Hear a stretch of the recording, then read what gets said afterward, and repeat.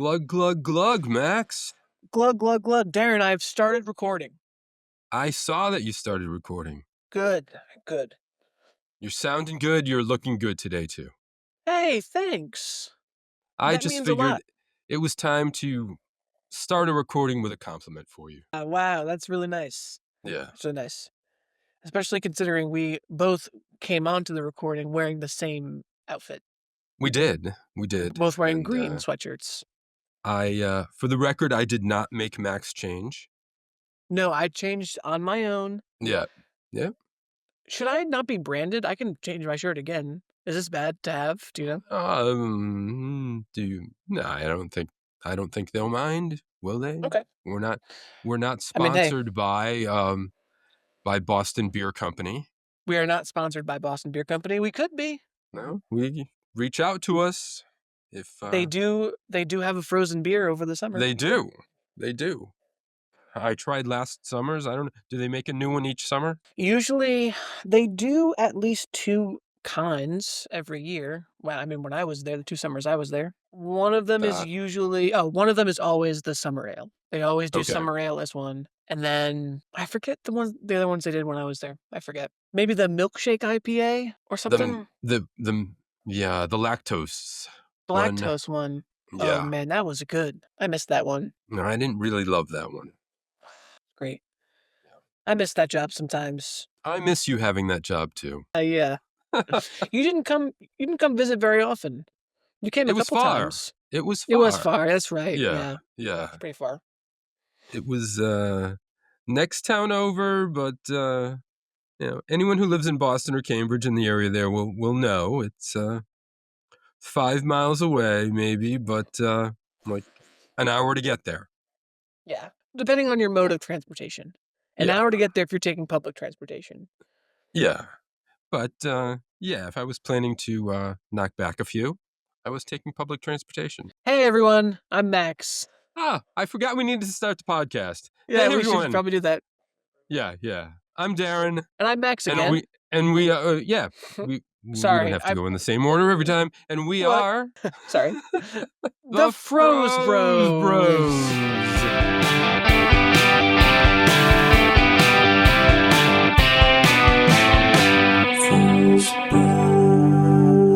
If anyone's still listening. I'm sure they are. Welcome to the world's #1 comedy podcast about frozen foods, where the hosts completely and totally have all of their shit together. Yeah, it's been a day. I will say, I know Darren already knows this, but I'll say to the listeners right off the bat, I have barely eaten all day. I have been saving my appetite. In a rare move, we haven't eaten before recording, and I've been saving my appetite all day for our food for today. I have eaten today, but I have never eaten what we are going to eat today. Yeah, I don't know why we were talking about this a few weeks ago, but I mentioned that I have never had a Hot Pocket. And now here we are eating pepperoni pizza Hot Pockets. It might That's have been what we'll be during doing. this. It might have been during my background today is the You're right. ad that we used for one of the segments. That's it. A couple weeks ago. And I think it was during this that you mentioned you'd never had a Hot Pocket. You're right. And I was blown away. Yes. As a Froze Bro, that's crazy to me. Yeah. And, thinking about it, these were probably made for my demographic. Absolutely.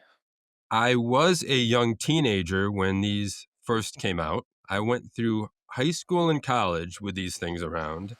They had a big marketing push while I was a law student, and when I was in art school, I was a stay-at-home dad for a while with a young kid looking for snacks to have. But yet never had a Hot Pocket.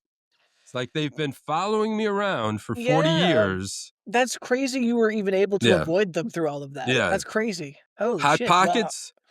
Hot Pockets are Ahab, and I am the white whale. Yes, and they finally caught up to you. They finally get me.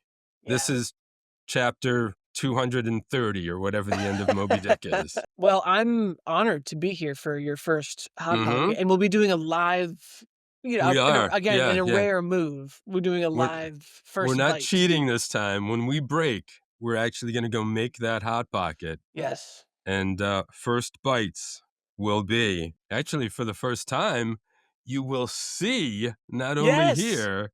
You're right. So go to Yeah. YouTube and watch this episode. Yes, we will be there. Riverside, do not fuck up this video.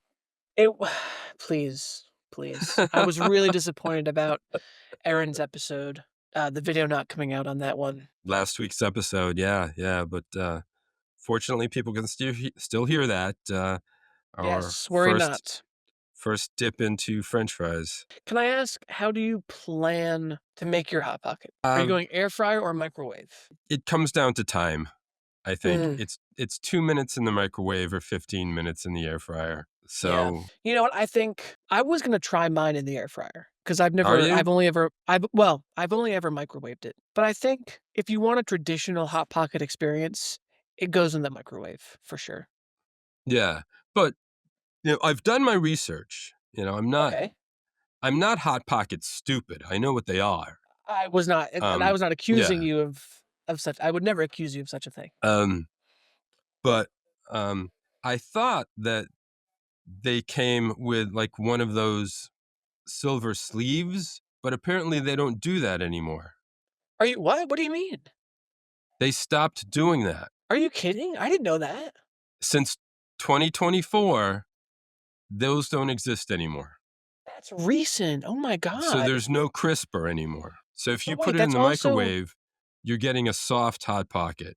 well, It's okay, it's let's get one thing straight. I guess maybe we could save this for later too. okay. All right. But that crisper's only job was to be a something to hold it with as you ate it.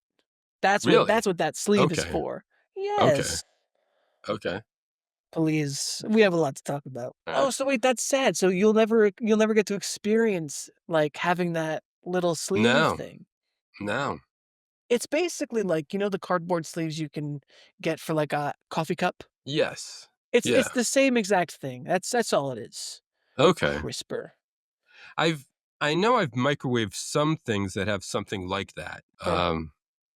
Yeah, but not a hot pocket. I don't know what they were. Like there were some, aren't there some maybe chicken pot pies, like cheap banquet pot pies or something that I don't know, not that I've maybe seen. not. No. I don't know No. what it was that used to come with some, you put the silver box on or something. I can't think of it. I don't Everything know. else we've had, I at don't least on know. the show too, has been, take everything out of the box. Yeah. No, I don't think it's anything we've done Well, when you eat your hot pocket officially. today, you'll just have to imagine some extra microplastics Yeah. in Okay. on your pocket, and you'll kind of get a sense of what it was like to eat it from the sleeve. Yeah. Yeah, I feel like these are sort of like I know it's not a burrito, but like the burrito has a lot of burritos have microwave or air fryer directions, and the microwave is like 1 minute, and the air fryer is 18 minutes. Yeah. The Yeah. best way is probably to find a balance in between. I don't know. I just don't feel like experimenting that way You tonight. know, But yeah, of course. I'm gonna shout him out because I know he's been listening to the pod and he'll be thrilled. I'm gonna mention this. But my brother used to do this thing he called a reverse American. Have I talked about this before? no, Okay. So I don't know why it was called that, but and I don't remember. This might be the wrong order. So if he's listening, uh, he can, I'm sure he'll correct me. But from what I remember, the reverse American is when you cook a food both in the microwave and the toaster oven. oh, I believe you start it in the microwave to start cooking the insides, and then you put it in the toaster oven to finish cooking it and toast the outside. And you get a more uh, thoroughly cooked and fully realized food yeah. doing the reverse American. Again, I don't know why it's called that, but Did he that's what make he that used up? to do. Did he make up the I'm term? I'm pretty sure you did. Yeah. I've done that with Red's burritos. Like, Mm. a minute in the microwave, then give it 5 minutes in an air fryer, maybe. Yes. Yeah. Because that's the one specifically. Red's burritos say 18 minutes in an air fryer, and That's so long. you get this hard crusted burrito. That You get a what? Sorry, I couldn't see your hands. You get a what? it's hard crusted burrito. Yeah. Yeah. Um, yeah, that's no good. You gotta, um, and honestly, that tracks with our the person who wrote in a few weeks ago about what were they making? Frozen waffles? Yeah. Whether to put them in the oven or the air fryer, all that experiment. Caution to the Yeah. wind. Yeah. Yeah. I don't know. Maybe Anyway. I should. Maybe we should experiment a little tonight. Because we're either going to get soggy or crunchy.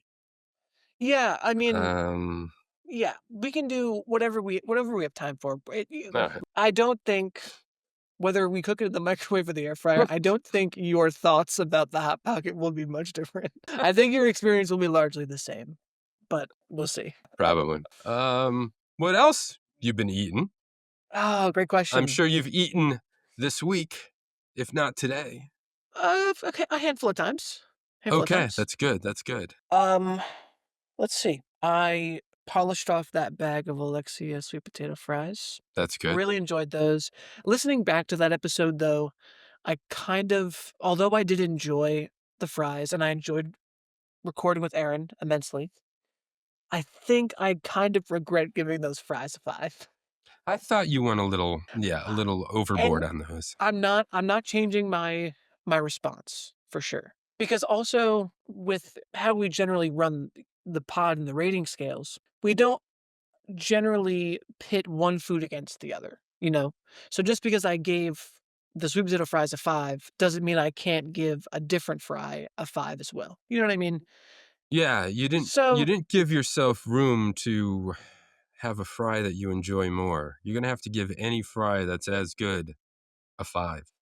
and that's fine. And I felt comfortable doing that because I know I like sweet potato fries a lot and I enjoyed those so much. So, and again, the only time we compare products like that really is with face-offs. So with Yeah, face-offs, I might have a little trouble. But if we're doing like maybe an individual fry here or there, I don't think it'll be a problem. yeah. But I was thinking about that listening back to that episode. The other thing, Can I oh, hijack your what you've been eating for a minute while we're talking oh, about the sweet potato fries? yeah, yeah, yeah, sure. I got out my oven thermometer and I tested the Okay. temperature of my air fryer. It's right. It's right. It actually came a few degrees below what it should be. So it's not Really? my air fryer's fault that those sweet potato fries came so Hmm. burnt. I wonder what it was. Do you have I a? don't I know. haven't looked. I haven't looked in the drive. Is there a picture of how they came out in there? Yeah. Um, Because I made them again, and I kind of didn't keep as close an eye on them as the first time. And when they came out, they were a little darker. So, I did make I made the rest of my bag too. And actually hmm, I thought, do I want the rest of these or do I let them go? I liked them enough to eat the rest of them. yeah. Um, I didn't bother putting them in the oven like I said I was going to. I put them in the air fryer. Mm. I think it says 10 to 12 minutes, but again, I stopped it at 8 minutes because I knew that they were going to burn. The air fryer, I So, think the time for the air fryer on my bag was 14 minutes. well, I stopped it at 8 minutes and they were well Wow, done enough. interesting. Yeah, I wonder Maybe what it it's the is. altitude. Altitude. Yeah. I'm in the I think hills, we're but both comfortably at sea level. Oh, you might be a little more in the hills. um Maybe. yeah, I'm in the hills, but Connecticut hills puts me at like 1,000 feet. Yeah, So that's not not enough to make a real difference. no, no. It could be. Yeah, I don't know. Because again, I also don't really understand how those air fryers work. How any air fryers work. So, It's a little convection oven, but the temperature but is what you it say should that, but be. what does that mean? Does it mean that it's blowing the It heat means it around? heats it and yeah, the air flies around it. The heat flies around. Okay. Yeah. It's use your hands Sure. day. Oh, of course. Yes, right. Yes. Okay. Well, you're making me want to test my air fryer now to see. Anyway, how long have you had your air Okay. fryer? How old is it? I don't know. I didn't buy it. I don't remember. Oh, okay. Um It's less than 5 years old. Okay. Still a babe.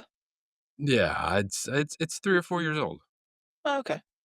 A toddler Yeah. in air fryer years. Okay, if It's I can just get start back to it just started walking, really. Oh, really? Yeah. Um, I don't like that metaphor, it's weird. I'm gonna move on from that. Um, I I'd like to get back to my what I've been eating Please, before you were interrupted. so rudely. Mhm. I have been doing this podcast regularly for almost a year now, and my froze bro tendencies are I don't want to say leeching, but they're expanding to the folks in my to the people in my life. I came home from work one day and um my lovely partner Naomi had bought a package of fudge striped cookies, and you'll never guess where she put them. In the freezer. Right in the freezer. And maybe it's because I'm still coming down from Girl Scout cookie season, but I really enjoyed the frozen fudge stripe cookies. They were much better frozen than they are not frozen. I Which is think, surprising because yeah. sometimes chocolate can go either way in the freezer because the flavor gets a little dulled. But these were really good, and I was very, very grateful for her doing that. I think it makes them a little crispier. Like we Yes, they do get a read little crispier. like we read in that article, it crystallizes the sugars and the fats and makes them a little crispier. Yes. Yep. So I've thoroughly enjoyed those, and I know we didn't officially do it for Frostbites, but I would keep it bro for sure. Nice. But I'm trying to think if there's anything else. If I think of something, I'm sure I'll interrupt you and share. But for the You time being, you probably owe me quite a few interruptions. I probably do. Yeah. I definitely do. Yeah. I think So please, what you been eating, Darren? I had a vegetable this week. Get out. A whole Yeah, vegetable? Which one? a frozen vegetable. But before anyone gets too excited, it was breaded and fried. I had Can I bird's guess? eye, crispy green beans, Oh, okay. lightly breaded green beans in the air fryer. I Yeah. was hoping you were gonna say jalapeno peppers, but go on. No, I got to get some of those. I've put those in the air fryer too. I think that was the first thing I ever made in an air fryer when we got one. That's a good maiden Yeah, voyage for an air fryer. yeah. These were pretty good. I got a little tomato sauce as a dip for these. Mm. Yeah, pretty good. And I was afraid they were not going to be crisp enough. But they were pretty good. What is it breaded with? Is it just kind of breadcrumbs or? Yeah, breadcrumbs. Yeah. Okay. Okay. See, Oh yeah. Oh, I've seen them. I've seen those. Yeah, yeah. that is Birdseye. Very nice. I've seen Green Giant make something similar Mm. with a zucchini fry too. I think Mm. that I also enjoy, but have not seen those around in a while. So you ate those green beans as a kind of snack? I did. Yeah, I feel like kind of as a second dinner almost. there's a meal. There's a maybe it's my parents were big fans of HelloFresh for a while, and they use a lot. They use a lot of those recipes. There's one recipe I remember them making where you make green beans like that, and it's part Hmm, of something else. nice. Um, So you make your own. I wonder they've got to be dipped in something to hold the breading. I think it's I could be totally wrong about this, but I think it was like maybe a falafel wrap or a Mediterranean Huh. something with the crispy green beans. I don't remember. I'll have to ask because they were good, and so I imagine if you wanted to save yourself a little time, Yeah. you could get those and they'd be a decent replacement. I think I had these on Tuesday night because I go to Mhm. improv on Tuesday nights, and I Oh. got to leave. I got to leave about 5:30 or so, Mhm. and then I don't get home until almost 10 o'clock. So Mm. I want to eat dinner first, but that's a really early dinner. Yeah, But then I want something else when I get back. sure. So these were This hit my the spot. 10 p.m. second dinner. Nice. Nice. Hmm. Dipped in marinara sauce, you said? Yeah. Nice. Brand? Um, Was it the one you mentioned a couple weeks ago? no, the Moody. No, I wouldn't open that for these. This was this was like a really cheap, like, dollar can of Hunts.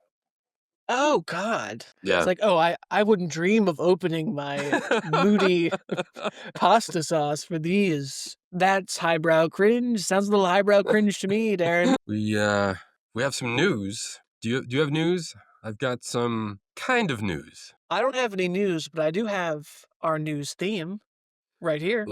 Let's hear our news theme. This is the news.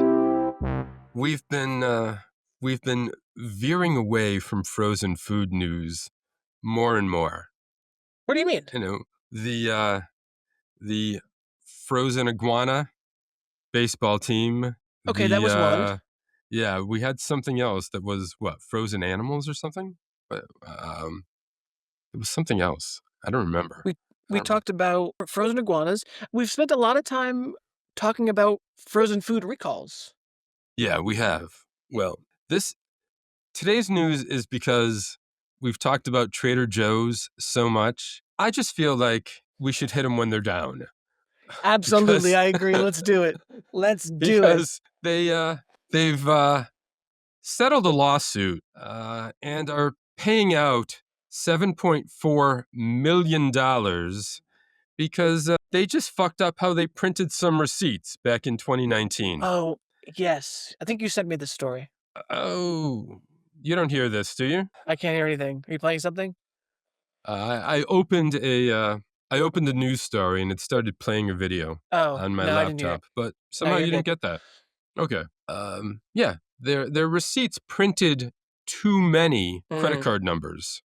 Now, apparently nobody actually experienced any identity theft, but they could have. And someone at sued risk. them.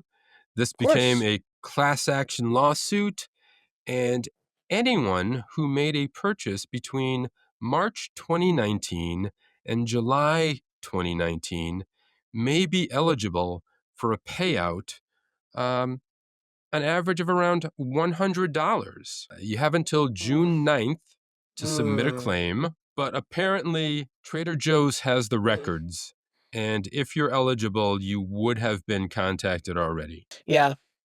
Yeah, I looked into it. Yeah. And I don't know. I don't even have the same credit card anymore. I don't have the same bank anymore.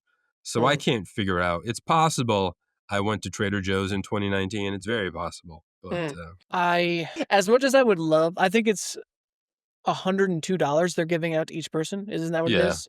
Yeah. As much as I would love to receive $102 from Trader Joe's, I've been to that store so few times. I think I can think of every single time I've been in there. I remember every single one of my Trader Joe's experiences, and none of them were really that good. So I certainly was not there in 2019. Well, maybe some of our listeners were there, and if anyone was, listeners. Yeah, we want to hear from you. Especially if you're eligible for this, we want to know what you're going to do with your $102. Yeah, you could do a lot of things with that $102. Yeah. You could invest it in an index fund. You could take it to a casino and turn that $102 into $25. Or you could buy the Froze Bros a cold one. You could. You could really do whatever you wanted with that money. Whatever you do, don't buy the fried rice at Trader Joe's. Never. Matter of fact, don't buy anything from Trader Joe's. Awful. Anyway, well, that makes me happy. Kick them while they're down. Yeah. Sorry, Trader Joe's. But people need to know. People need to know. We have some internal podcast things to share too, don't we?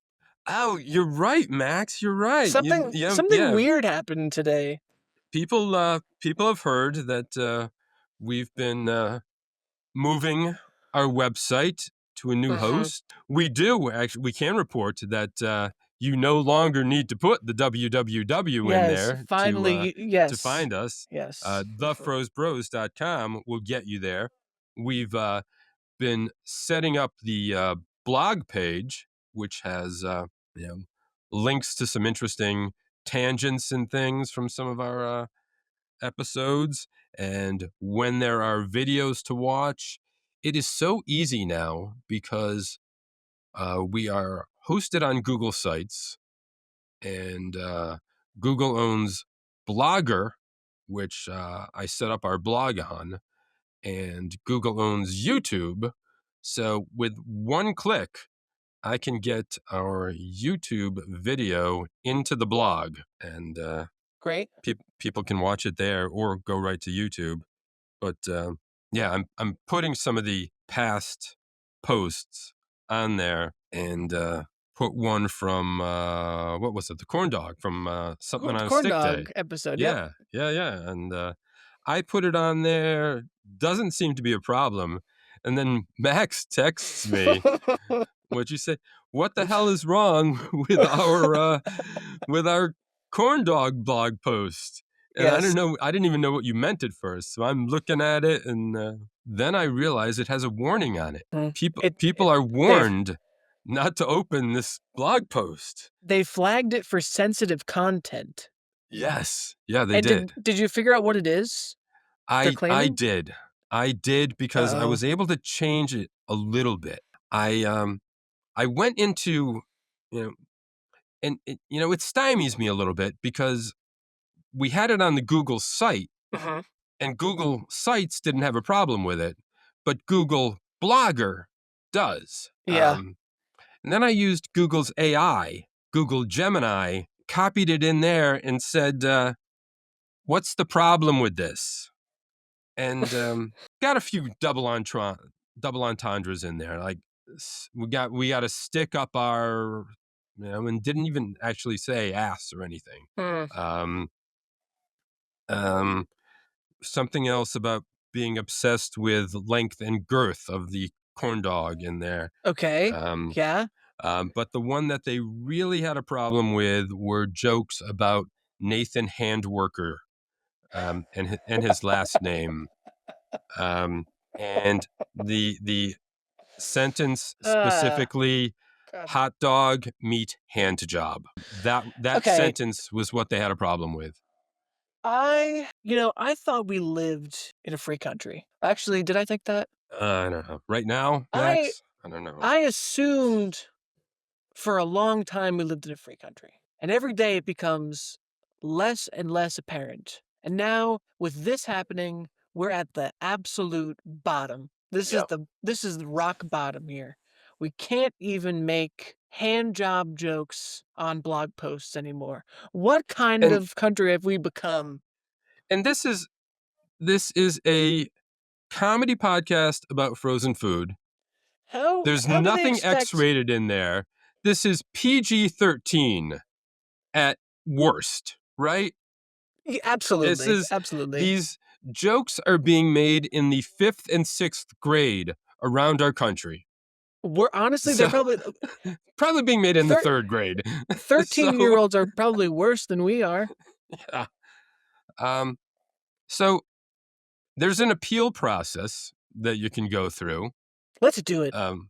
Google Gemini told me to take out that. Of course it did. And some of the other... You know who that thing is working for. Yeah, and some of the other potentially offensive phrases. Potentially. What the fuck does that thing know? I said, no, I don't want to do it. Good. This is our brand of humor, and I'm not changing. So hold on. Does that mean our blog post is still behind sensitive content? It's not. It's not. Because you changed it. I changed something. What you changed? Because I did think that probably the hand job line was the worst. I figured because how quickly this was being responded to within seconds, milliseconds. Yeah. There was just some bot that was running through this. Of course. Yeah, that's how it works. So I figured, let me just try various things to see if I can get it to think it doesn't say hand job. The first thing I tried was hyphenating the word. It still says hand job, but it says hand-job. That worked. Beautiful. That worked. So love it. It went through, and people can read it now. Thank God. The people Yeah. can now see Yeah. the word hand job in our blog post. There is a little warning on the back end. I don't know if that means that it's still under appeal. I don't know. That's ridiculous. Yeah. Regardless of how you feel about the word itself, Froze Nation, it should enrage you. Let's become that kind of podcast now. Froze Nation, it should enrage you. What's the other word they use? Outrage. Where's the outrage? Outrage. Froze Yeah. Nation. For the censorship of the bros. We will not go quietly. We will have slightly vulgar words in our blog posts, or we will exact revenge on the woke mind virus. And we're not stopping here. I mean, potentially we're going to get worse than this at some point. How do you expect us to celebrate something on a stick day and not make crass jokes? Come on. Come on. Yeah. It's ridiculous. Did I even ever tell you I found out who invented, we talked about Nathan Handwerker. Do you know, Max, who invented the hot dog bun? Please tell me. The guy's name is Antoine Fuchtwanger. That name alone, I think, would probably get us banned. I salute your bravery, even saying his last name. Can I hear it one more time? Fuchtwanger. Oh, we're gonna get flags now. Are we labeled as explicit on Spotify? We are. Yeah. Yeah. We're already an explicit blog. Not on the podcast. So. Well. But I mean, 99% of the time we're clean. But yeah, but it doesn't maybe 98, matter. It's 97. the principle of the thing. It's the principle of the thing. Well, thank you for reporting on that. Froze Nation, let's hear some outrage towards Google beyond the normal amount of outrage usually. And Google's selective censorship at that. So. Yeah, don't come after the little guy. You start to look like Smuckers. All right. Okay, I'm actually hungry now. I think that's where my rage is coming from. I'm actually hungry. I need to eat a Hot Pocket. I've put off eating a Hot Pocket long enough.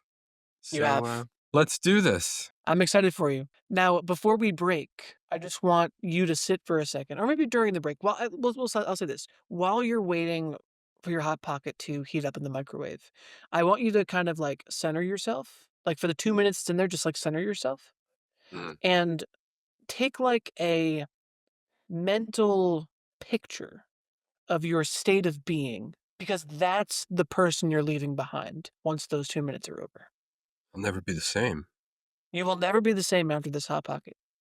And I'm so honored, grateful to be here to bear witness to it. I think it's something really special we're about to embark on. I'm glad to be doing this with you, Max. Again, I can't believe I get to be here for it. Let's do it. Don't touch that dial, listeners.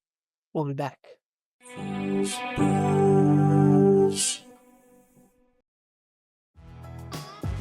This episode of the Froze Bros is supported by you, the listeners. And right now, you can help the bros by heading to thefrozebros.com to buy us a cold one. Your support keeps our freezer stocked and our podcast chillin'. Every donation goes toward more frozen finds, production costs, and feeding our ice-cold obsession. Plus, check out our video podcast now on YouTube. Find links to our channel and more at thefrozebros.com. That's thefrozebros.com. Thanks for keeping it cool.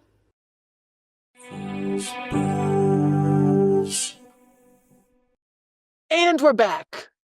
We are here with Hot Pockets in hand. I am excited. I'm a little nervous. We ended up cooking both of ours in the air fryer. I had to charge my AirPods during the break. And so we had a little extra time. So we both threw our pockets in the air fryer. And this got very crispy. I'm pleasantly surprised. What is it? The Reverso Americano? Reverse American? The Reverse American. Yeah, I Italianized it. Okay, I guess we'll talk about that when we get to ease of cooking. Are you ready to dig in? Excuse me. I am.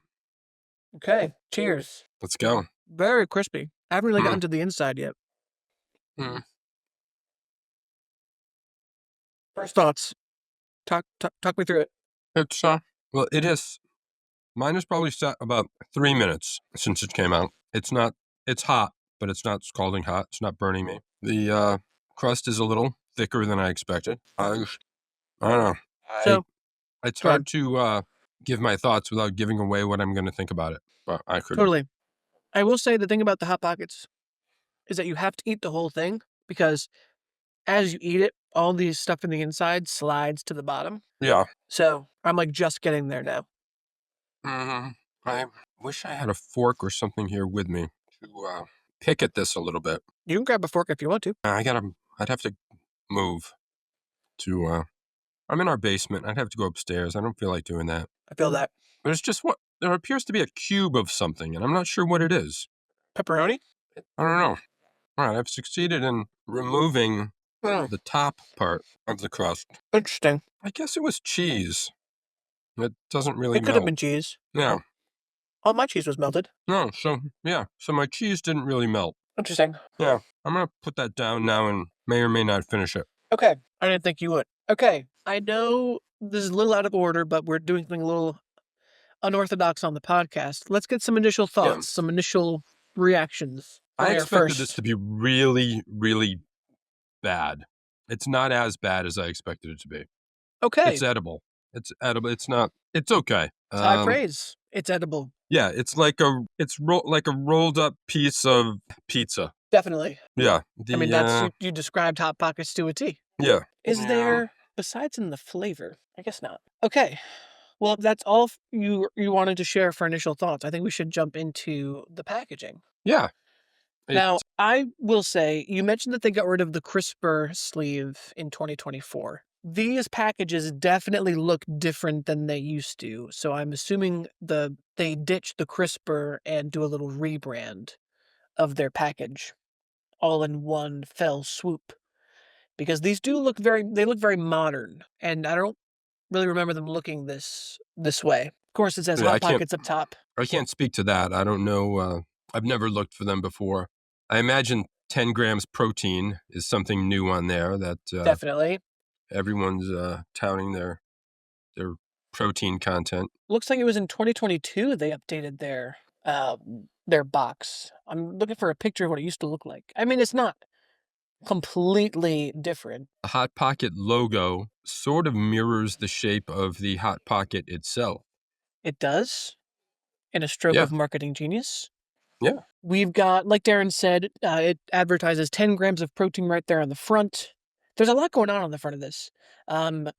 Says, we've got pepperoni pizza, in parentheses, made with pork, chicken, and beef. Underneath that, in smaller print, with reduced fat mozzarella cheese in another line, orange banner, crispy crust. We've got a picture of 2 Hot Pockets, or 1 Hot Pocket cut in half. Again, it says, keep frozen, serving suggestion, enlarged to show detail. These are definitely enlarged to show detail. We'll bet. Got big pieces of pepperoni you can see peeking out of there. Lots of cheese. Yeah, that's probably more full than it actually is. Yes, but it might be. Yeah, probably. I would say it's decently accurate considering, again, they do kind of fall to the bottom. The innards fall to the bottom as you eat it. So I'm not going to knock it too much for that because it's the nature of it. Got some nutrition facts on the bottom. Over a 1/4 pound per sandwich. I didn't weigh mine, but I didn't either. It's hefty. Pretty hefty. Yeah. Yeah, as I said, the wrapper itself is kind of thick. The crust is pretty thick. You're right. Yeah, and it's not. It's definitely got a top and a bottom piece with creases around the side, which on mine came apart pretty easily. Mine did too. I gave mine a little squeeze and it kind of cracked. That helped me. I appreciated that because it helps airflow get in there and cool things down on the inside. So, on the back of the box, there's also a lot going on back here. So, we've got our nutrition facts, our air fryer, microwave instructions, and then in the big open space under the cooking instructions, we've got a Hot Pocket on a skateboard. Mm-hmm. Yeah. Is this who I think it is? Is this their mascot? Harold Hotshot Pocklington? Is this Hotshot Pocklington? Yeah, yes. The founder, right? Yeah. Do you recall that from the fake founder that you tried to trick me with? But I could see this character's name being Hotshot. He's got an H there on his glove. He does. He's got sunglasses on. Yeah, he appears to have only one arm. I think his other arm is hidden by the And- flame. Yeah, That's and coming no off ears to hold behind up him. those sunglasses, but Yeah, you have to yeah. suspend a little disbelief. Mm-hmm. No nose, for that matter, to hold up those sunglasses. No, so they're just stuck on. Yeah, I don't know. This hotshot looks pretty cool. Got some sweet kicks on. He's got some Yeah. Mickey Mouse gloves. I think it looks pretty cool. Three fingers and a thumb. 3 fingers and a thumb. Gooey, cheesy, melty. Oh yeah, gooey, cheesy, melty are the words behind hotshot there. Mm-hmm. Which you could make it the case that they were. Now, moving to nutrition facts here. Regrettably, I don't have the. I guess I can see them. So for nutrition facts, serving size is 1 sandwich. Yes. 320 calories per Sammy. That's actually not bad. It's not. No. The biggest problem on this in the nutrition facts is the sodium. 750 milligrams, 32% your daily value. Not great. Yeah, it's not great. We've seen worse, I think. We've seen 40 or 50 in a bowl of mac and cheese, I think. Also, a lot of carbs going on in this. So this is a, added bulking kind of meal. sugars. Added sugars must be in the tomato sauce, I imagine. Probably. It's pretty high in calcium, high in iron, and high in potassium as well. Ingredients. Now, this is where things get dicey because the ingredients list is pretty long. That's a book. Yeah. Yeah. This is, it's pretty akin to the Zatarain's in terms of all of the non-food product in this ingredients list. But hey, these are Hot Pockets, and you get what you pay for with these. You know what you're walking into. So, I don't know. Oh, yeah, you're not. Are you seeing what I'm seeing in here? The mechanically separated chicken? Returning to the podcast. Yeah. Mechanically separated chicken. Chicken, beef, and pork. The trio. Friend of the podcast, mechanically separated chicken. Glad to have you back. Friend of the pod. Could anything go in here, I wonder? Is the margarine necessary? What's the margarine doing here? I don't know. What is BHT? What does that mean? What is cysteine hydrochloride? What is fractionated palm oil? What is tomato paste? You know what I mean? This could be anything. This could be any kind of... we know what tomato paste is. That gets a pass from me. Tomato paste. Okay. Yeah, of course. Yeah. Citrus fiber? I mean, it's... Oleo resin of paprika color? Lactic acid starter culture? I mean, look, again, this is a Hot Pocket. Yeah. So... I don't know. I guess, they've tried different... they've been making these for 40 years. They've tried different things. I guess they determined that all of that is necessary. Speaking of which, I'm so sorry to have kind of skipped right over the company, or I guess, well, this is a Nestlé product, but the product history here, if you did a little research. I did. We are going kind of order. It's a Nestlé product. So, we're with one of the big boys again. It's so again, this is Swiss cheese. It's a Nestlé product. It's got a good startup story. Okay. This company was founded by two brothers, two Iranian Jewish immigrants. Okay. Founded in the 1970s by Paul and David, I think. I don't want to get this wrong. Paul and David Merage, Merage. Okay.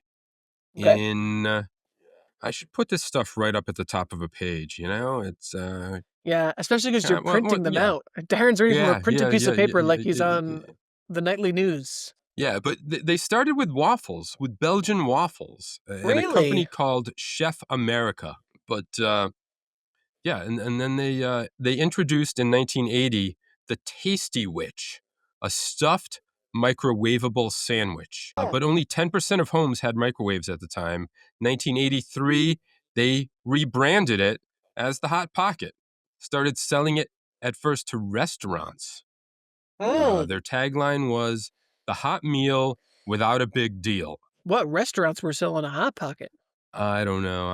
It must, maybe by restaurant they mean like Like a fast food gotta be. place? Yeah, Like it had to be. kind of yeah. Yeah, some Wow. sort of off-brand fast food. But 2002, they got Nestle to buy them Uh-huh. for $2.6 billion.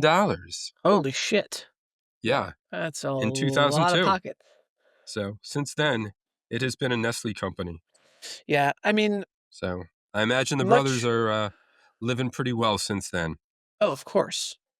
Like the bagel bites, the Hot Pockets stand on their own. It's a Yeah. brand unto itself, the Hot Pocket.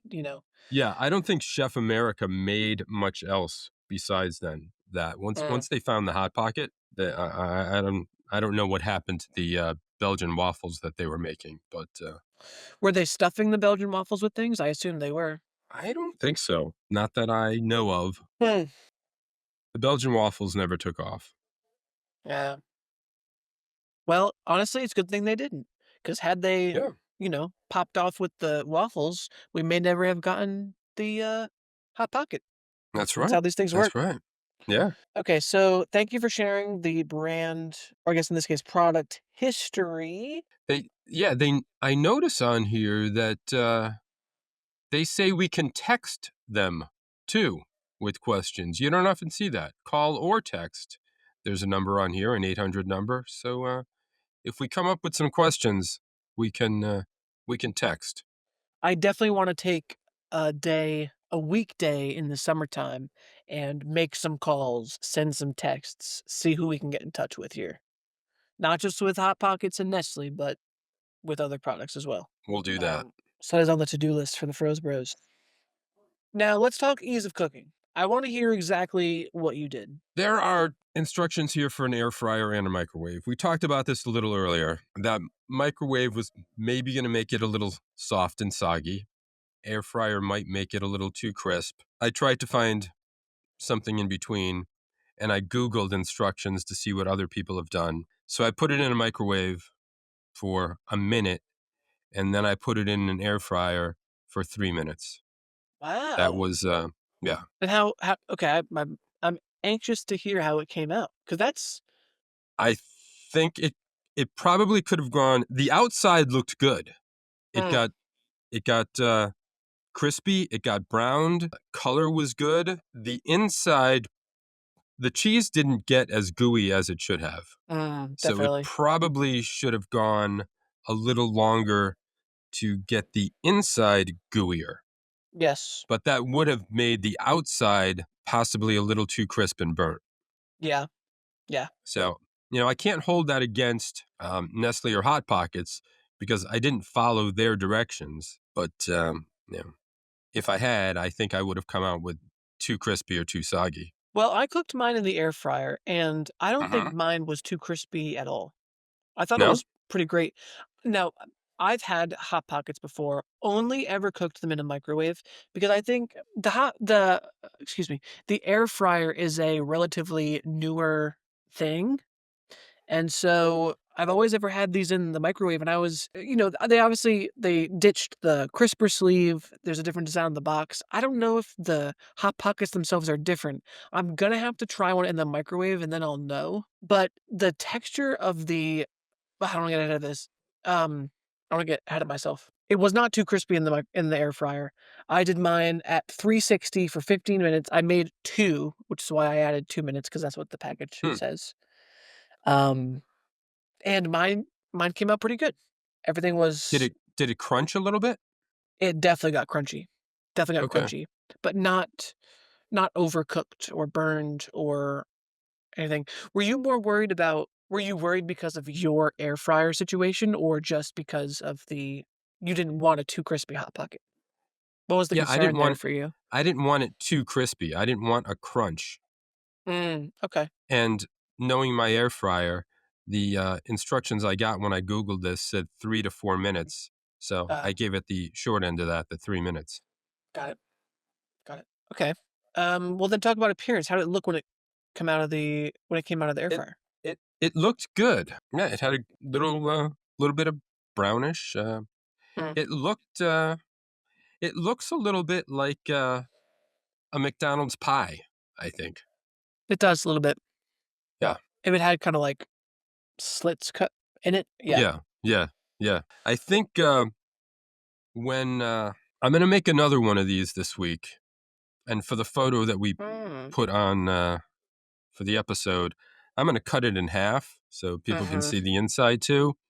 But for this one, I wanted to bite into it without cutting it to get that first bite. So so I didn't even take a picture of it this time. I think it's worth talking about how the inside looks because it doesn't look the way it's depicted on the box. No. Everything inside gets kind of mixed around and mashed up on the inside. Yeah, it's all of a similar color. Yeah. But also, we shouldn't spend too much time over-explaining what a Hot Pocket looks like because most sane people have had a Hot Pocket before. There's no need to go into too much depth I about. don't know that I like the implication there. Yeah. Anyway, so mine, I guess mine looked a little browned out of the air fryer, but it wasn't anything crazy. It kind of looked the same coming out as it did going in, to be honest. There wasn't that big of a change for me. Yeah, some of these, some of those ingredients are to make it look brown before it even goes in there. Yes, yeah. So I think there's like turmeric. Now let me see. I saw something. Probably. Oh yeah, Sherman-Williams Brown 60 paint is what they used. So yeah, definitely some of Burnt that in there. sienna. Burnt sienna. Yeah, that's what I saw. That's right. Sherman-Williams burnt sienna. Yeah. Here we go. They've got this table for how to cook it, which is almost a little more complex than anything I've seen on any other box we've looked at. You think so? Yeah. And it's the air fryer and the microwave in one table for 1 and 2 sandwiches in the same table. And they've added 2 different strength microwaves, which you almost don't see. That is true. So, yeah. So the table for in figuring out how to cook this is 4 columns and 3 rows. I didn't find that It's not hard to figure out. difficult to parse through that information. No. But if you're, I would be more confused on how to figure out what wattage my microwave is at. Most people don't know. Maybe as Froze Bros, we should know what our microwave wattage is. It's usually on the door somewhere or inside. I imagine it's somewhere on the back. If you're, I should go check. If you're grabbing these late at night and maybe you're a little impaired, this table might be a little hard to. I see what you're saying. Yeah, we are still in April. Yeah, if you are a little impaired and you're looking for a little bunchy treat. Yeah, it could get a little confusing for the stoners out there in Froze Nation. But I don't know. So I don't know. Maybe you just see 3.5 minutes in there and you just put this in a microwave for 3.5 minutes. That's lava. Yes. Right? Yeah. But you let it cool and then there's nothing you can do at that point. Hot Pockets assumes no responsibility if you overcook and then burn yourself. It's in the name. They warned you. They've warned you. Yes, it's right there. So, yeah. Okay. It's all there, black and white, clear as crystal. You stole fizzy lifting drinks. Okay, taste and texture. Let's get into the meat of it. Mm-hmm. Sorry. The beef, pork, and mechanically separated chicken. Yeah. As I said, texture is a little thicker in the crust than I expected. Nothing unexpected here other than it's not as trashy as I imagined it might be. Trashy? Yeah, it's not as, would you say, can I, to translate that to Froze Bros speak, would you say it wasn't as lowbrow as you thought it was going to be? Oh, it's still lowbrow. It's it's a rolled up slice of subpar pizza. It's it's not terrible. Okay, all right. And reading all of the, I thought it might be a little spicier. Reading all of those spices in there too, it's not too bad. No. I would throw a little more spice in It's- there. I'd pour a little hot sauce down in the Yeah. pocket. Little hot honey in the pocket, maybe. With I don't think so. no, No. No. no, that would sweeten. This is already a little sweet. Yeah, I know. I would not put hot honey in Yeah, this. because they Hot sweeten this honey. tomato sauce already. Yeah. Um, So you generally found the taste and texture edible, I think is the word. edible, acceptable. Yeah, Acceptable. Okay, we'll take it. yeah. To me, this tasted like a Hot Pocket. I've had Okay. them many times before, only in the microwave. So I actually want to stress that if listeners have the ability and have the access to an air fryer, these are much better in an air fryer. The outside gets nice and crispy, and it feels a little less sad. Sometimes eating a Hot Pocket out of a microwave feels a little like, oh, I'm eating a Hot Pocket out of a microwave. But air fryer elevates it a little more, and I don't feel as badly for myself as I might if it's out of the microwave. Again, I do want to, with that said, I am going to make, we bought a box of 4. I'm going to make another one in the microwave, and that will tell me if they've changed the recipe for the outside or if it's just that different in the air fryer. The inside I can tell is pretty much the same as I remember. That kind of pepperoni and like the sweet sauce. It was very cheesy. I had actually got a nice cheese pull out of mine at one point. I could taste the cheese and it was ooey and gooey. And yeah, I have nothing against Hot Pockets whatsoever. I enjoyed myself, and especially with the crispier outside, I was satisfied. And you've had other varieties? Yeah, I must have had a ham and cheese Hot Pocket in my lifetime. The only one I don't think I've had is the meatball one that we saw. We talked earlier today about what to try, and you said you thought the pepperoni pizza and the ham and cheese were the classics. Yes. I thought that ham and cheese just sounded even worse. Really?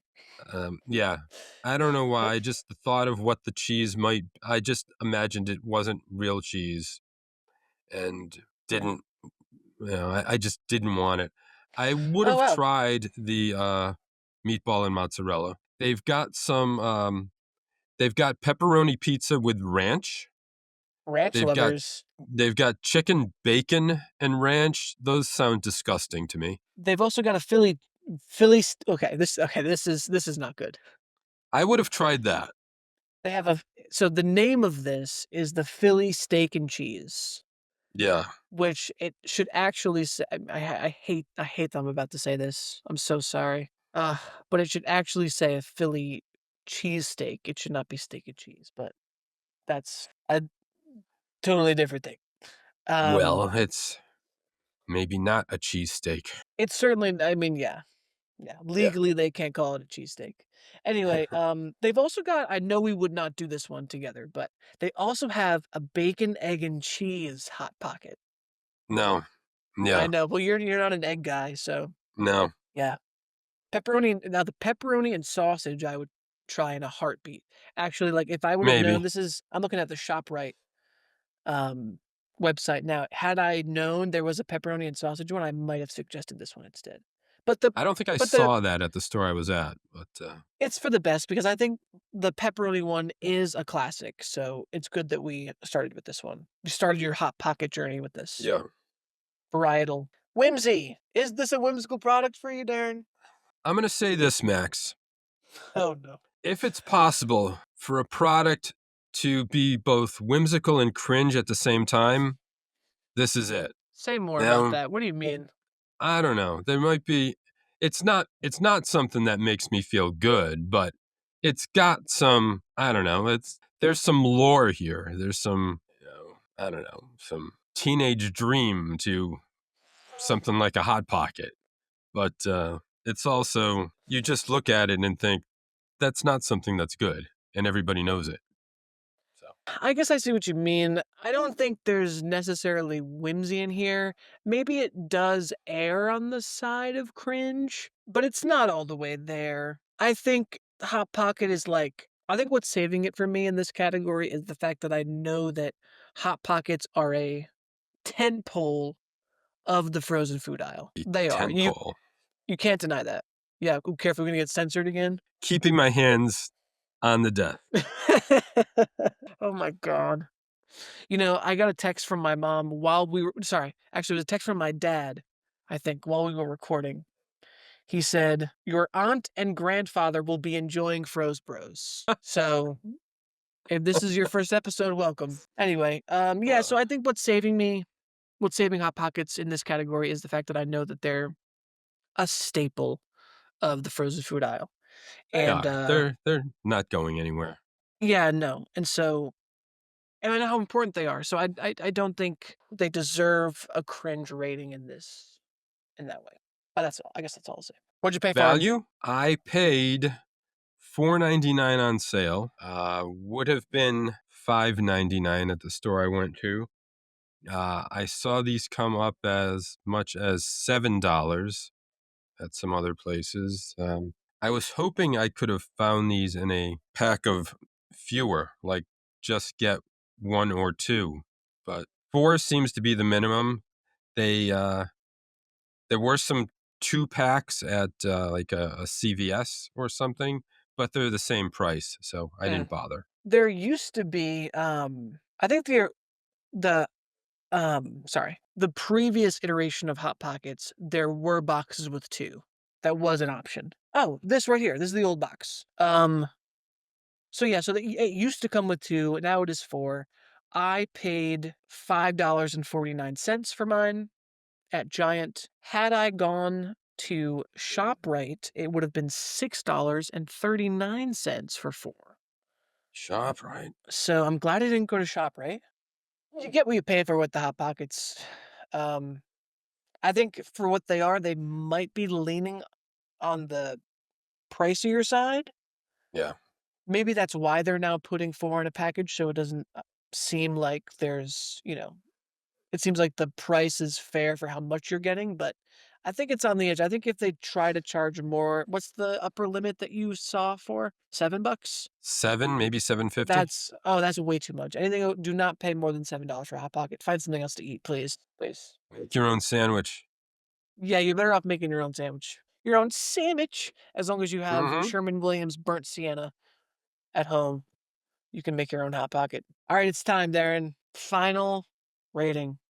All right, so I've given some really bad grades on things here. You have. I'm not going to go so bad on this. This isn't something I'm going to get again. I'm going to do some experimenting with this, and I'm going to maybe microwave one and see if I can get this a little gooier and what it's like. This isn't going too high for me, though, so I'll give it a 2.5. It feels like I'm going high here for me. Yeah, so warmed 2.5. over. Yeah, And a little bit. yeah. Wow. Should I go 2.25? I'll let it keep the 2.5. Keep the 2.5. I enjoy Hot Pockets. Really enjoyed it out of the air fryer. But, maybe I feel like for a Hot Pocket, I can't go higher than a 3. I know we don't compare things 1-to-1. We were just talking about this. We were talking about this earlier, but I'm going to give it a 3.5. A 3.5. Because I can't give it higher than, I was thinking I can't give higher than a 3, but being able to cook it in the air fryer, get it nice and crispy, is a little bit better. So I'm getting it a 3.5. That's my reasoning. All right. That's fair. There you have it. Darren, you're a new man. You're a changed man now. Yeah. I've had a Hot Pocket. And how does it feel? You feel changed? Not yet. Yeah. We'll see. It takes a little time. I have not yet had a whole Hot Pocket because there's still like a quarter Hot Pocket sitting on my plate here. Got it. Yeah. It's like when someone asks you on your birthday, oh, do you feel your age? Do you feel the age you are? I always say yes to that question. Yeah. Maybe it'll take a few days for it to hit me. I don't know. Oh, no, it'll hit you sooner than that, my friend. But anyways, all right, let's dive into our segment. Yeah. Let's take a quick break. I'll put our segment together, and we'll be back. And we're back. We are back. We've got a game. We got round 2 of a game that we started weeks ago, maybe months Round ago. This is, what do we call it? Froze fake or was fake something? Froze I fake. have our I have our production schedule pulled up right here. We started this in the Jimmy Dean episode, I think. Jimmy Dean. James Dean. Wait a minute. When was that? That was, oh, here we go. Last fall. Froze Fakes. Froze fakes. Yeah. I think like Froze Takes. Maybe, I don't know what the play on words there was, but I don't know. Wasn't feeling too creative. you would put a lot of creative energy into the segment, Yes. so it's fine. It's fine. So the gimmick is that I have the origin stories of a few frozen food companies, and you're going to tell me if they are real or fake. And in Okay. round 1, actually, we had Hot Pockets. I did. told you the story of Harold Pocklington, Mm-hmm. which was not real because it did not give proper credit to Paul and David Merage. Of course. But that was a good one. You almost had me with that one, I remember. Mm-hmm. All right. You ready? You ready for this? We got 5. I was born ready for Of course round you 2 were. here. All right. All right. Our first company is Birdseye. Okay. Created by Clarence Birdseye, a Brooklyn-born naturalist and adventurer who stumbled upon the secret to frozen food while working for the U.S. government in Labrador, Canada, between 1912 and 1915. While conducting a fish and wildlife survey, Birdseye noticed that his Inuit companions caught fish in 50 below zero weather, and the fish froze solid almost instantly. When thawed months later, the fish tasted remarkably fresh. This observation led Birdseye to develop the quick freezing process in 1924. After going bankrupt with his first company, he perfected his double belt freezer technique, and in 1929 sold his company and patents to what would become General Foods for $22 million, over $300 million in today's dollars. The eccentric inventor had actually started his career as a fur trapper and taxidermist. Wow. I feel like that was so long, it has to be real. Yeah? I mean, just Well, because. So Clarence that's one of the Birdseye. shorter ones, so don't base it on that. Okay. Okay, so Clarence Birdseye was he was working as a taxidermist and fur trapper. Then he was working for the Well, yeah. government. Naturalist, adventurist, taxidermist. Okay. Yeah. And then he got involved with the government in Alaska, it sounded like? Yeah, he's this outdoorsy guy. He was in Canada. In Canada, excuse me. Yeah. Working with the who? The Inuit? The U.S. government, but working with the Inuit people. Yeah. In Canada? I'm going to say this is real. This is real. Yes. Yeah. Had a feeling. Yeah. Had a feeling. I thought you might have heard of Clarence Birdseye, too. It's the name kind of is. sounds Yeah. familiar to me. Yeah, he's famous for beginning the frozen food industry, or really giving it the modern kick that it got. Sure. All right, so that's one down. I'm on a roll here. Let's go. You're on a roll. Okay. Next up, Eggo, created in 1953 by Norwegian immigrant Eggert Johansen in Portland, Oregon, who had worked for years as a breakfast cook on transatlantic steamships, where he developed a reputation for the crispiest, most evenly golden waffles on the North Atlantic. His thick accent made his name sound like Eggo to American customers, and the nickname stuck when he opened a small diner near the Portland waterfront. When business slowed in the off-season, Johansen began experimenting with ways to freeze his waffles, so customers would take them home and toast them later. He rigged up a rudimentary flash freezing setup in his walk-in cooler and began selling bags of frozen waffles at the counter. His business partner, a former cannery manager named Dale Trout, convinced him to scale the operation and use Eggo for the brand, arguing it was far easier for customers to remember than Johansen's toaster waffles. You might have to cut some coughing from this episode. I will. Can you remind me what his first name was again? Eggert. Eggert.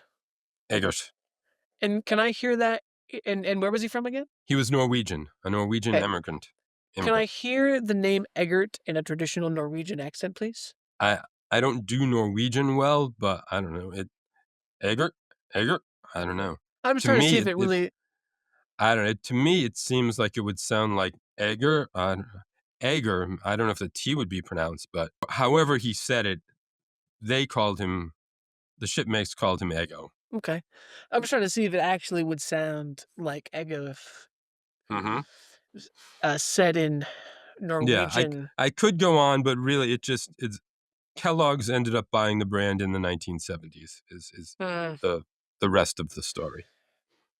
Opened a restaurant to sell waffles? Or did the restaurant already exist? Well, he opened a diner, and that was the most popular item, the waffles.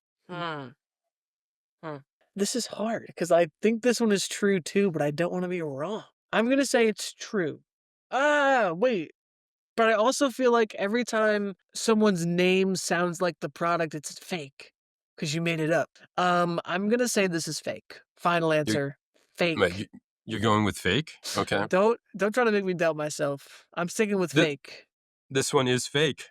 Yes. You're 2 for 2. Yes. You're getting it this time, Max. That was close. I really almost kept true for that one. It was close. Whew. Okay. All right. Number 3. Now, this brand has recently entered the frozen food market. It's known more traditionally for being in cans, but Chef Boiardi is now in the freezer aisle as well. Okay. Founded by Ettore Boiardi, an Italian immigrant who arrived at Ellis Island at age 16 and within 1 year became head chef at New York's prestigious Plaza Hotel, a remarkable achievement for a teenager. At 17, he supervised the catering for President Woodrow Wilson's 1915 wedding reception. In 1924, Boiardi opened his own restaurant, Il Giardino d'Italia, in Cleveland. The restaurant was so successful that customers constantly requested to take his spaghetti sauce home, so he began bottling it in recycled milk bottles. In 1928, Boiardi and his brothers launched their canned pasta company, deliberately misspelling the name as Boiardi, Boyardee, so Americans could pronounce it correctly. As Boiardi said, everyone is proud of his family name, but sacrifices were necessary for progress. During World War II, his factory ran 24 hours a day, producing rations for troops, earning him a gold star from the War Department. He died a millionaire in 1985, and his mustached face still graces every can and product. Okay, can we go back to the beginning? He comes to Ellis Island at 16. Yeah. Within a year, he's head chef at the Plaza Hotel. Yeah. What year? You mentioned a year, and then you said this was in like the 1910s? That was in the 1910s. And then you said was there a year for when Woodrow Wilson came through? 1915. Woodrow Wilson. Yes. The president. Yes. I happen to know that Woodrow Wilson was not president until the 1920s. And so, unless he was there before, why would it be worth mentioning? I'm going to say this is fake. You going with fake? I'm going with fake because Woodrow Wilson was not president until I actually don't really know, but I have it on good authority that it was during the 20s, early 20s. Fake. So this is fake. You made this up, not real. Max, this is real. Get out. This one is real. Am I wrong about Woodrow Wilson? Calvin Coolidge and Herbert Hoover were president in the 1920s. Actually, Warren Harding, Calvin Coolidge, and Herbert Hoover. Yeah. Okay. My bad. I believe Wilson was president from 1912 to 1920. Actually, Yes, elected he in was. 12 and 16. I'm so seeing it president now. from 1913 to 1921. I'm seeing that now. Thank you very much. I got my Yeah. presidents mixed up. I'm And sorry. yeah, and famously ill, and the country actually run most likely by his wife during his second term. You heard it here, folks, for your number one comedy podcast about frozen food in presidential history. Yes. And science sometimes. Certainly not Yeah, yeah. math. Don't ask us any math questions. Okay, hit me with the next one. Let's go. Let's go. I'm ready. Number 4, Orida, created in 1952 by Norwegian. We're back to the Norwegians. Immigrant Nels Lindström, a potato farmer in eastern Idaho who named his frozen potato company after his twin children, Orrin and Ida. The twins, born in 1945, were inseparable and shared everything, including a particular fondness for the crispy fried potatoes their father made on Sunday mornings. When the 7-year-old twins suggested he should make the potatoes last forever, Nels experimented with freezing partially cooked potato products. His breakthrough came when Orrin accidentally dropped some shredded potatoes, and Ida suggested forming them into patties, creating the first tater tots. Nels combined his children's names for the brand, and the twins' faces actually appeared on early packaging until they objected as teenagers, insisting that it was embarrassing. Fake. Wrong. Wrong? This is fake news right here. Because I happen to know, more certainly than I know when Woodrow Wilson was president, I happen to know that it's called Orida because the potatoes come from Oregon and Idaho. A little fact I know because that's where Naomi is from. She's from both of those places. So I happen to know that. So I know Damn it, this is Max. false. You're too smart sometimes. You are correct. Sometimes, only You are sometimes, correct. though. That Thank is you. named for Oregon and Idaho. I mean, But it's a cute story but you made up. those twins sounded cute, They didn't did, they? and I kinda Yeah. wish it was that story because it's nicer, but the reality is it's just named after the places the potatoes are from. Okay. Allegedly. All right.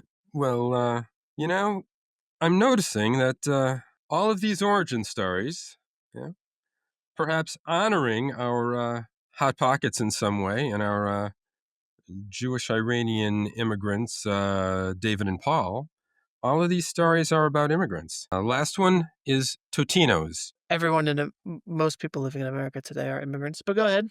Yeah. Yeah, we are. We are.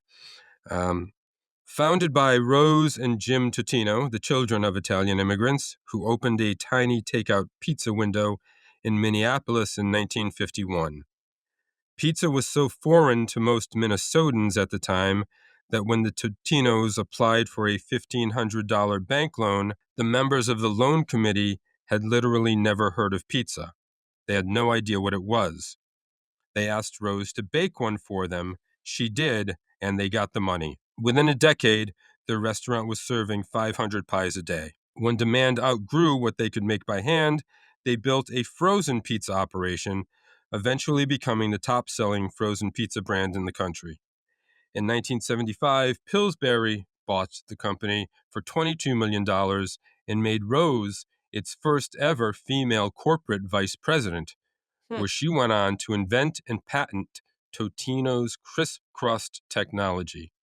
Pillsbury also had another product in its portfolio at the time, pizza rolls, originally invented by a fellow Minnesotan named Gino Paolucci, who had developed them using an egg roll machine and sold the brand to Pillsbury for $135 million. Rose helped fold the pizza rolls under the Totino's name, dressed up as a classic Italian nonna, and appeared in commercials for them. She became the first woman inducted into the Frozen Food Hall of Fame in 1993. Okay, before I make my guess here, how do we get inducted into the Frozen Food Hall of Fame? We We will have be. to. We will be, right? Max. We need to get into the time machine, and maybe we figure it out. It may not be until perhaps the 2040s. You might have to help me in there in my walker, perhaps. Why? But I'm gonna be Why? old. I'll be old. It's Well, gonna be 20 years from now. Let's see. what's in 20 years? When we get into the Hall of Fame. Why is it gonna take that long? You think we should Why get is in it now? Yeah, why? Of now course. for having like an 18-month-old podcast? Yes, absolutely. Yeah, okay. I'll call them tomorrow. 18 months, sure, but like we average like a frozen food every week. We review them. We take all this care. We put a lot of hard work into this podcast. Of course we deserve to be in the Hall of Fame. All right. We'll Anyway, I think this is a all right. true story. I think this is a true story. You think this is a true story? I Okay. do. I work with someone from Texas, and he claims the only pizza available in Texas is Domino's. And so I believe that in the 50s, out in Minnesota, there is a decent chance that pizza didn't make it out that far. So I'm going to say that this story is true. Oh, yeah. It's easy to believe that pizza did not exist. I mean, sure, they had it in Chicago, and this isn't that far away. But this is true. This is also true. You did well, Max. 4 for 5. You made me nervous for a second there. I thought you were going to tell me I was wrong. Rose Totino, very impressive there. Went from making a pizza to get a bank loan to being vice president of Pillsbury. Thank you for your sacrifice and your oh man, that Hot Pocket went right to my head, man. Thank you for your contributions to society, is what I wanted to say. Yeah. Maybe we need a nomination to the Hall of Fame. Maybe we need someone We to need to nominate start. us. We need to start campaigning now, so that by the time this podcast is mature enough to be inducted, we have a lot of support. I mean, do you think they have a category for best frozen food in the Hall of Fame? Sorry, I don't know. best podcast. I'm best losing my mind. podcast? I'm Yeah. losing my mind. I meant podcast. Well, we got to figure that out. We've talked about the Frozen Food Hall of Fame, didn't we? That's the first time I'm hearing about it. It's come up in this podcast before. Maybe before my time. It might have been before your. It actually might have been in one of the first 2 episodes when we talked history of frozen food. I might have to go back and look at that. It's very possible it was in the first couple of episodes. Well, fear not, Frozen Nation. Your favorite frozen food comedy podcast will be inducted into the Hall of Fame. Mark we are my words. We are frozen food historians here too. Yes. Are we not? We do it Yeah. all. We review. We're keepers of the history. How can you not induct us? How can you not? Anyway. You're right. And you know what else I wonder sometimes? Sometimes I wonder if people know who did our theme music. And to those people, I would say, hey, you should know that Substrates made our theme music. And if you would like to, you can check them out at substrates.bandcamp.com. Totally should. And you should look at our own website, thefrozebros.com. You should check out the blog, and you should particularly look at the corn dog post. Yeah. And you should leave a comment, because you can leave comments on this post now. Yeah. And yeah. Let us know what kind of, kinky, crass jokes you want in future blog posts, and we'll be sure to add them. I really want to push the boundaries of this blog thing you started, Darren. I don't know if I trust them yet. I want to kind of poke the bear a little bit. Let's do it. You can find episodes on there. You can find a form to contact us on there. You can find links to our social media on there too. Certainly. And remember, one of the best ways to support the podcast is to rate and review us on Spotify, Apple Podcasts, or however you listen. It really helps us out. We will read your reviews.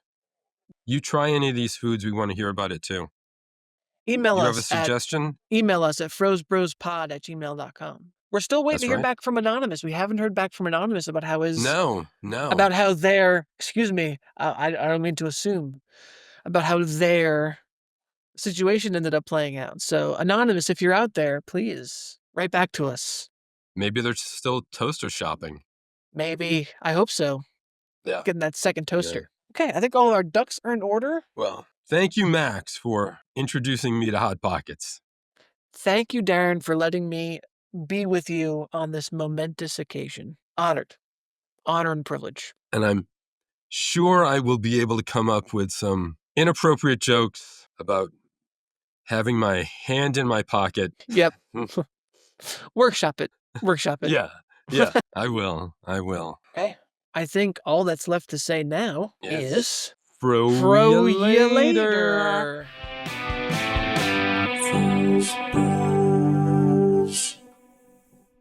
Can I hear it one more time? Fuck Dwanger.